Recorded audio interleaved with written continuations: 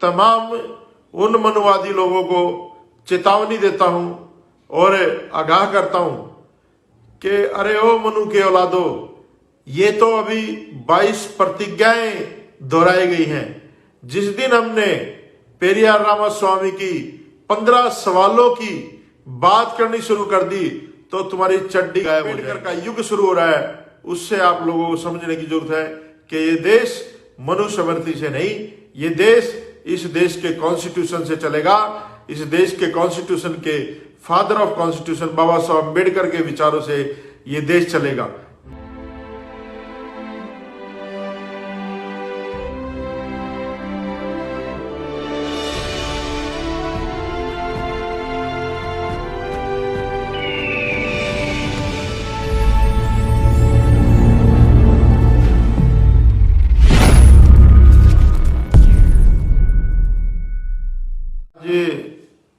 जो लाइव आने का विषय है वही है जो कई दिन से सोशल मीडिया में चल रहा है। हमारे एक साथी ने, राजेंद्र पाल गौतम जी ने,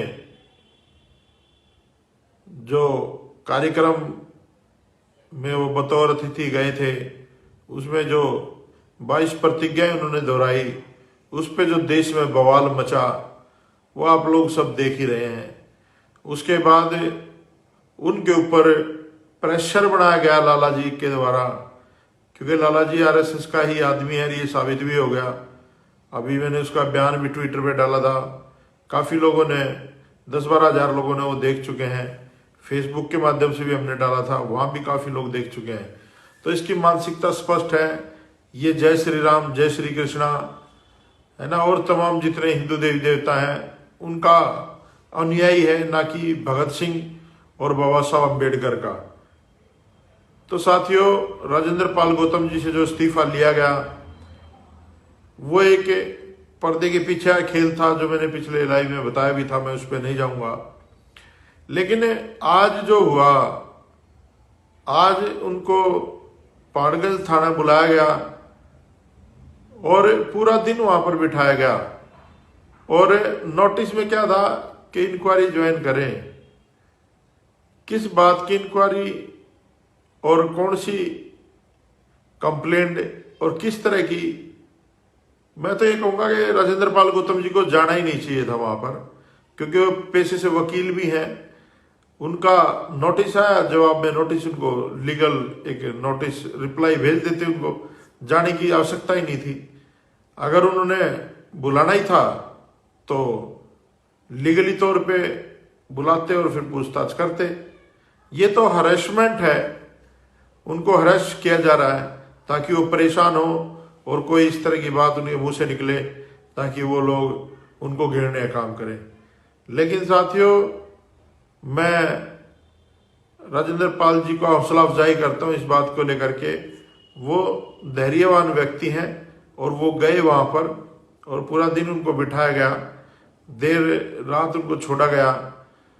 तो साथियों, मैं एक सवाल मेरे जहन में आया और बहुत सारे लोगों ने सोशल मीडिया पर भी देखा होगा, कहाँ थे आम आदमी पार्टी के कार्यकर्ता? राजेंद्र पाल गौतम, चलो मंत्री पद से उन्होंने इस्तीफा दे दिया, अभी मंजूर हुआ या नहीं हुआ वो एक सेकंड थॉट्स है, लेकिन अभी विधायक तो है ही आम आदमी पार्टी के। कहाँ गए वो कार्यकर्ता जो हजारों की संख्या में उनके कार्यक्रमों में आते थे, या जो लोग उनकी चाटुकारी करते थे? कहाँ गए वो लोग? मैंने देखा उन्होंने लाइव हो रखा था वहां थाने से, वहां सारे ही समाज के लोग थे, जो लोग उनके साथ में खड़े, उनके पक्ष में खड़े हैं। और ये बहुत अच्छी बात है, समाज के आदमी को अकेला नहीं छोड़ना चाहिए हमें, क्योंकि ऐसे कम ही लोग होते हैं जो खुल करके पूरी मजबूती से समाज की आवाज को, समाज की बात को एक प्लेटफॉर्म पर रखते हैं। तो साथियों, ये जो पूरी पटकथा है, लाला जी ने एक साइलेंट मैसेज होता है इनका, वो पूरी पार्टी में दे चुके हैं कि अब राजेंद्र पाल गौतम से इनका कोई लेना देना नहीं है। और जैसा कि उन्होंने अपने बयान में गुजरात में कहा कि जय श्री राम, जय श्री कृष्णा, और जो इनके खिलाफ बोलेगा वो बर्दाश्त नहीं किया जाएगा। तो ये जो ढोंग केजरीवाल कर रहा था, बाबा साहब अम्बेडकर और भगत सिंह को आदर्श मान करके, ये ढोंग करना केजरीवाल बंद करे। और मैं तमाम उन मनुवादी लोगों को चेतावनी देता हूं और आगाह करता हूं कि अरे ओ मनु के औलादो, ये तो अभी 22 प्रतिज्ञाएं दोहराई गई हैं। जिस दिन हमने पेरियार रामास्वामी की 15 सवालों की बात करनी शुरू कर दी तो तुम्हारी चड्डी गायब हो जाएंगे। आपको पता होना चाहिए कि हम लोग किन के वंशज हैं। तो आप लोग अगर बाबा साहब अम्बेडकर के सही में आदर्श मानते हैं तो इस लाला जी को सामने खुल क्यों नहीं आ रहा? आज भी दिल्ली में था, ये क्यों नहीं प्रेस कॉन्फ्रेंस करता इस बात के ऊपर जो राजेंद्र पाल गौतम ने इस्तीफा दिया है? क्यों नहीं खुल करके अपनी बात को रख रहा है कि वो किसके पक्ष में खड़ा है, किसके पक्ष में नहीं खड़ा है? हमें पता है, ये तो जग जाहिर हो गया है कि लाला जी जो है वो बी टीम है। एक पहले साहब काशीराम कहते थे, एक सांपनाथ है, एक नागनाथ है, और इनके हुआ लाला जी ये केजरीवाल है। और ये बंदरवाट की इन आपस में बांट लिया इन लोगों ने, पूरे देश में इन्होंने हिस्सा बांट लिया है। कुछ कांग्रेस बांट लेगी, कुछ बीजेपी बांट लेगी, और कुछ बचा खुचा जो औरों के हिस्से में आना था, जो क्रांति शुरू होनी थी इस देश में, वो लाला केजरीवाल को देकर के शांत कर दिया जाएगा। तो साथियों, आप लोगों को समझने की जरूरत है कि आज जो दौर है वो लड़ाई का दौर शुरू हो चुका है।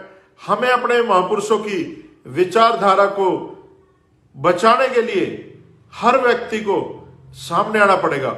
और मैं तो ये कहता हूं, जो भी लोग अपने आप को बाबा साहब अम्बेडकर का अनुयायी समझते हैं, या जो ये समझते हैं कि आज मैं जो भी हूं बाबा साहब अम्बेडकर की बदौलत हूं, उन लोगों को अपने अपने घरों के बाहर बाबा साहब अम्बेडकर की 22 प्रतिज्ञाएं और 15 पेरियार रामास्वामी के जो सवाल हैं उनका एक फ्लैक्स बना करके टांग देना चाहिए कि ये हमारे सवाल हैं। जो मनुवादी इन सवालों का जवाब दे देगा और हमें सेटिस्फाई कर देगा, हम हिंदू फोल्डर में आने के लिए तैयार हैं। नहीं तो फिर ये बांडा, ये जो फूट चुका है, जो जग जाहिर हो चुका है, जो ये पाखंड का बोलबाला खत्म होने जा रहा है, जो ये आज अंबेडकर का युग शुरू हो रहा है, उससे आप लोगों को समझने की जरूरत है कि ये देश मनुस्मृति से नहीं, ये देश इस देश के कॉन्स्टिट्यूशन से चलेगा।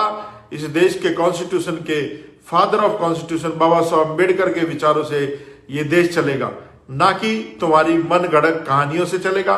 मैं अभी मेरे इस कमेंट बॉक्स में एक वीडियो आई थी, पहले वाले में मैंने देखा, उसमें एक पटेल हैं, डॉक्टर साहब हैं, वो बता रहे थे कि कुमार विश्वास जो आम आदमी पार्टी के नेता हुआ करते थे, कवि भी हैं और डॉक्टर लिखते हैं अपने नाम के आगे। मुझे शर्म आती है ऐसे आदमी को कि उसको डॉक्टर कह रहे हैं लोग और उसके पास उपाधि है।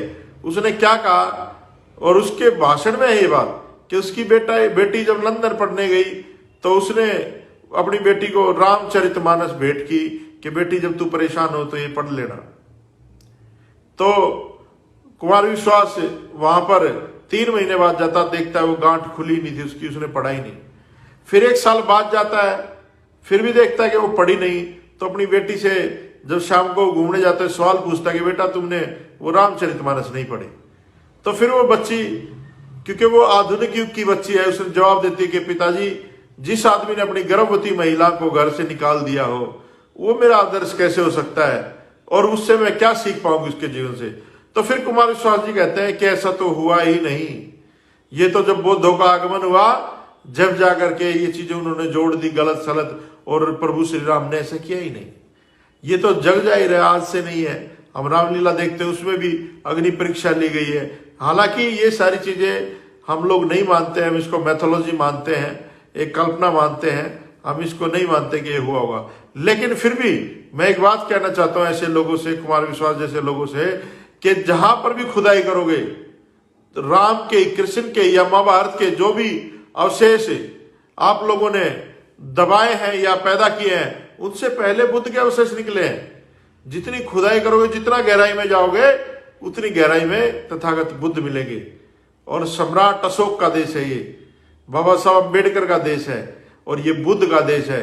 जब देश के प्रधानमंत्री बाहर जाते हैं तो कहते हैं कि हमने दुनिया को बुद्ध दिया, युद्ध नहीं दिया। तो साथियों, ये इस तरह की जो प्रोपेगेंडा फैलाते हैं समाज में लोगों को, इनके खिलाफ एक मुहिम हमें छेड़ना पड़ेगा। और मैं ये कहता हूं आप लोगों से भी, जो लोग मुझे देख रहे हैं, कि भाई हाथ जोड़ के निवेदन है आप लोगों से, यार इस जाति से बाहर निकल आओ। ये जो वाद है, चाहे वो वाल्मीकिवाद हो, चाहे वो चमारवाद हो, चाहे वो खटीकवाद हो, चाहे वो दानकवाद हो, चाहे किसी भी जाति का जो वाद है, ये जो जातिवाद है, हमें अपने दिमाग से भी ये जातियां निकालनी पड़ेगी, जब जाकर के हम लोग बौद्धिस्ट या बाबा साहब अम्बेडकर के दिखाए हुए रास्ते पे, या गुरु रविदास महाराज के दिखाए हुए रास्ते पे, या कबीर साहब के दिखाए हुए रास्ते पे हम लोग चल पाएंगे। नहीं तो हम लोग अपनी ही जातियों पे गर्व करते रहेंगे और अपने ही जाति के आदमी के साथ खड़े रहेंगे, दूसरा पिटता रहेगा, आप खुश होते रहेंगे कि फलाना पिट रहा है। लेकिन समझो आप लोग, ये लोग किसी के नहीं है, ना किसी को बख्शने वाले हैं। तो मैं राजेंद्र पाल गौतम से एक विशेष अनुरोध करूंगा कि भाई बहुत हो चुका, आपने बहुत ज्यादा फेवर में बोल चुके उस लाला के, क्योंकि लाला किसी का नहीं है, ना तो ये आपको पार्टी में रखने वाला है। आप मेरी बात को लिख के रख लें, गुजरात के चुनाव के तुरंत बाद आपको हटा दिया जाएगा, पार्टी से निष्कासित कर दिया जाएगा, क्योंकि जो आरएसएस कहेगी, जो बीजेपी कहेगी, लाला जी ने वही करना है। और मैं गुजरात के दलितों से, पिछड़ों से और जो भी बहुजन समाज के लोग हैं, उनसे एक और अपील करना चाहूंगा कि केजरीवाल से एक सवाल जरूर पूछें कि केजरीवाल साहब, आप कहते हो कि हम बाबा साहब अम्बेडकर के सपनों का भारत बनाना चाहते हैं, तो बाबा साहब की प्रतिज्ञाओं से क्या परहेज है? बाबा साहब की जो 22 प्रतिज्ञाएं हैं, उनसे आपको क्या दिक्कत है? तो केजरीवाल से 22 प्रतिज्ञाएं पढ़वाओ। जब तुम्हारे गली में आए, तुम्हारे मोहल्ले में आए, तो इसको कहो, दलितों, पिछड़ो, बहुजनों, मूल निवासियों, इससे पूछो कि बाबा साहब की 22 प्रतिज्ञाएं पढ़ो, हम तुम्हें वोट देंगे। लेकिन ये बेरूपिया है, आप लोगों को सिर्फ दिखाएगा कुछ, जादू में दिखता कुछ हो रहा है, होता कुछ हो रहा है। तो ये जादूगर हैं, मनुवादी हैं, और आप लोगों को समझने की जरूरत है, ये वही शिकारी हैं जो पहले भी आते थे, जो आज भी आ रहे हैं। तो आपको इनसे बचने की आवश्यकता है साथियों। आज राजेंद्र पाल गौतम के पीछे कोई आम आदमी पार्टी नहीं खड़ी आज। और मैं तो ये कहूंगा, कुछ लोग तो अभी जुगाड़ लगाने में लगे होंगे कि वाल्मीकि मंत्री बनेगा, अब किसी दूसरे चमार को मंत्री बनाएंगे, या कोई खटीक मंत्री बनेगा। अरे भाई, जो मंत्री रहे उनसे पूछ लो इनकी औकात। मैं आप लोगों को एक बहुत कड़वी बात कह रहा हूं, मैंने आज तक नहीं कही एक बात, आपको आज बता रहा हूं। मैं जब मंत्री था दिल्ली सरकार में, तो एक बार SC/ST कमीशन आया था दिल्ली सरकार से पूछने के लिए कि भैया आप क्या कर रहे हो, SCO के लिए क्या योजनाएं हैं। और जब उन्होंने कहा था कि आप दिल्ली में एक SC/ST कमीशन स्थापित कीजिए, SC कमीशन स्थापित कीजिए, तो जब वहां पर मुख्यमंत्री के रूप में लाला जी ने ये कहा था मुझे कि संदीप भाई आप एक SC कमीशन की स्थापना करिए, जब मैं वो फाइल बना करके ले गया लाला जी के पास कि जी SC कमीशन हमने बना दिया है, अब इसका नोटिफिकेशन होना है, आप इसका नोटिफिकेशन कर दीजिए, तो लाला जी ने वो फाइल फाड़ दी थी और कहा था कि कोई भी काम करना है ना, उससे पहले मुझसे पूछ लिया कर, कागजों पे मत लेके आया कर, ये कागज यहीं रह जाते हैं। ये वर्डिंग थे। और कई बार समझाने के बावजूद जब मैंने नहीं माना, एक बार जब EWS का फैसला हो रहा था कैबिनेट में, तो मैंने अपनी सहमति नहीं जताई थी, क्योंकि EWS में इन्होंने SC कोटा खत्म किया था। तब केजरीवाल के वर्ड थे, ध्यान से सुन लो मेरी बात, दलितों खासकर, इसने कहा था कि तुम लोगों का तो खून ही खराब होता है, तुम्हें कितना ही समझा ले, तुम्हारे अंदर से अम्बेडकर नहीं निकलता, तुम्हारा खून ही खराब है। और आज तुमने देख लिया कि ये लोग किस खून के हैं और हम किस खून के हैं। ये खून की लड़ाई है इन लोगों से, मनवादियों से। ये कोई भाईचारे की लड़ाई नहीं है, ये खून की लड़ाई है, DNA की लड़ाई है। इस देश में अगर आप लोगों को रहना है, तो बाबा साहब अम्बेडकर के संविधान को अगर बचाना पड़ेगा, तो हमें अपनी जान भी देनी पड़ेगी साथियों। अगर बाबा साहब का संविधान नहीं बचा, तो सोच लेना तुम्हारा अस्तित्व खत्म हो जाएगा। बहुत मुश्किल से बाबा साहब अम्बेडकर ने इस देश में संविधान लागू किया था। अगर ये मनवादी ताकतें, चाहे केजरीवाल हो, चाहे भाजपा हो, चाहे कांग्रेस हो, अगर तुम इन्हें स्थापित करते चले गए, तो एक दिन ये बाबा साहब अम्बेडकर के संविधान को खत्म करके मनु का विधान स्थापित कर देंगे। और आप लोगों का वही व्यवस्था जो हजारों साल से बाबा साहब अम्बेडकर ने आपकी बेड़ियां तोड़ी थी, दोबारा आपके पैरों में बेड़ियां, आपके पीछे झाड़ू, गले में हांडी, और आपकी बहन बेटियों को सतन तक ढकने का अधिकार नहीं होगा। तो सोच लो, ये भारतवर्ष सम्राट अशोक का भारत किस तरफ जा रहा है, और ये जातियों से बाहर निकल जाओ। आप लोगों से निवेदन है, लोग मुझे वाल्मीकि की नजर से देखते हैं, राजेंद्र पाल गौतम को चमार की नजर से देखते हैं, किसी को खटीक की नजर से देखते हो। अरे भाई, इससे बाहर निकलो। हम लोग अगर बौद्धिस्ट हैं तो बौद्धिस्ट किसी जाति को नहीं मानते, किसी व्यवस्था को नहीं मानते, मनवादियों की थोपी व्यवस्था को। हम सब के सब लोग बाबा साहब अम्बेडकर के एक फोल्डर में डाले हुए शेड्यूल कास्ट हैं, और हमें इकट्ठा होकर के लड़ना पड़ेगा। और मैं तो न्योता देता हूं राजेंद्र पाल गौतम को। देखो, साहब काशीराम एक बात कहते थे कि जहां से तुम्हें गिराया गया है तुम्हें उठना भी वहीं से पड़ेगा। अगर आप लोग एक जीना चढ़ रहे हो और गिर जाते हो तो सबसे नीचे वाली पैड़ी पे आ गिरते हो, फिर उसी पैड़ी से आपको उठना पड़ेगा। काशीराम जी ने कहा था कि जो इन्होंने हमें नीचा दिखाया जातियों के कारण, हम उन जातियों को इतना मजबूत करेंगे वैचारिक रूप से, वैसे नहीं मनवादी तरीके से नहीं, इतना मजबूत करेंगे कि आने वाले टाइम पे इन्हें हमारी जातियों से भी दिक्कत हो जाएगी। तो मैं तो कहता हूं राजेंद्र पाल गौतम से कि भाई, हम लोग तेरे साथ चलने के लिए तैयार हैं, तुझे अपना सहयोगी मानने के लिए तैयार हैं, एक भाई की तरह कंधे से कंधा मिलाकर हम लोग आपके साथ चलने के लिए तैयार है। आप आ जाए सड़क पे, छोटे इस लाला जी को, क्योंकि नहीं तो आपका वो हाल हो जाएगा, आप घर के रहोगे ना घाट के, और आपको मजेदार में छोड़ दिया जाएगा। आज सही समय है, लात मार के इनकी व्यवस्था को आप आ जाइए। इधर से हम आपके साथ देंगे, इधर से आप हो जाओगे। दो जातियां, वाल्मीकि और चमार जाति, दिल्ली में बहुत ज्यादा संख्या में है। सरकार बना सकते हैं, मुख्यमंत्री बनाएंगे, हम लोग अपना मुख्यमंत्री बनाएंगे। आप आ जाइए मैदान में, हम सब लोग साथ मिलकर के काम करेंगे। तो साथियों, जो लोग मेरी बात से सहमत हैं और जिनको मेरी बात ठीक लगती है, वो जरूर इसमें अपना कमेंट्स में जरूर बताएं कि मैं सही कह रहा हूं या नहीं कह रहा हूं। और राजेंद्र पाल गौतम को ज्यादा वफादार होने की जरूरत नहीं है, क्योंकि ये लोग वफादारी का इनाम जगजीवन राम को जैसा दिया था कांग्रेस ने, या बीजेपी ने जैसा दिया था उसको, क्या नाम था उनका, एक इन्होंने अध्यक्ष बनाया था जिसको 50,000 रुपए के जुर्म में हटा दिया गया था, है ना। तो ये ऐसा ही नाम आपको दिया है। तो साथियों, ये सारे लोग एक ही लोग हैं, आप लोगों को समझने की जरूरत है। हमें अब सबको इकट्ठा होकर के लड़ना पड़ेगा और संविधान को बचाना पड़ेगा। बाबा साहब अम्बेडकर के सपने को साकार अगर हमें करना है तो मैं तो हर दलित को कहता हूं, जो भी आज राजेंद्र पाल गौतम को सपोर्ट करते हैं, देखो उसने साहसिक कार्य किया उस आदमी ने, लेकिन अब वो फंस चुका है, बिचल रहा है, कभी कुछ कहता है, कभी कुछ कहता है, कभी केजरीवाल मेरा नेता है, आम आदमी पार्टी मेरी पार्टी है। तो इन सब चीजों से बाहर निकलना पड़ेगा, और सबके सब लोग, जो भी लोग इस व्यवस्था को नहीं तोड़ना चाहते, वो अपने घरों के बाहर 22 प्रतिज्ञा लगाएं, पेरियार के 15 सवाल लगाएं जो उन्होंने ईश्वर से किए हैं। पता चल जाएगा इस मनवादी व्यवस्था को कि हम लोग अब आराम से बैठने वाले लोग नहीं हैं। अब हम लोग अपने हक और अधिकार के लिए सड़कों पे भी आएंगे, विधानसभाओं में भी जाएंगे, लोकसभाओं में भी जाएंगे और अपनी आवाज उठाएंगे।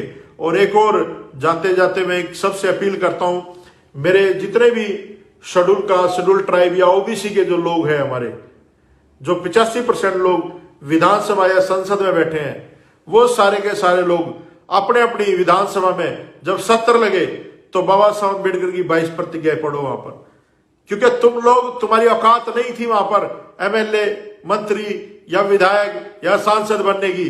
तुम्हें अगर किसी ने बनाया है, बाबा साहब अम्बेडकर के रिजर्वेशन ने बनाया है।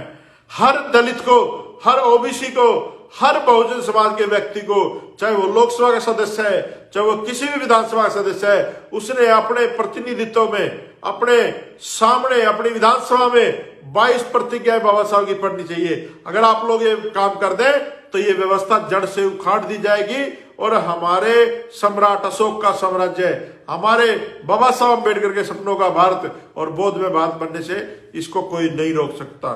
तो साथियों, आप लोगों से निवेदन है, इस वीडियो को ज्यादा से ज्यादा शेयर करें और एक दूसरे तक पहुंचाएं। व्हाट्सएप पे भी एक दूसरे को सेंड करें। और अब हमें निर्णय लेने की जरूरत है, हम सबको इकट्ठा होने की जरूरत है। आपसी जातियां छोड़ करके, आपसी मनमुटाव छोड़ करके, आपसी भेदभाव छोड़ करके, सभी बातों को भूल करके हम सबको इकट्ठा होकर के इस मनुवादी व्यवस्था से लड़ने की जरूरत है।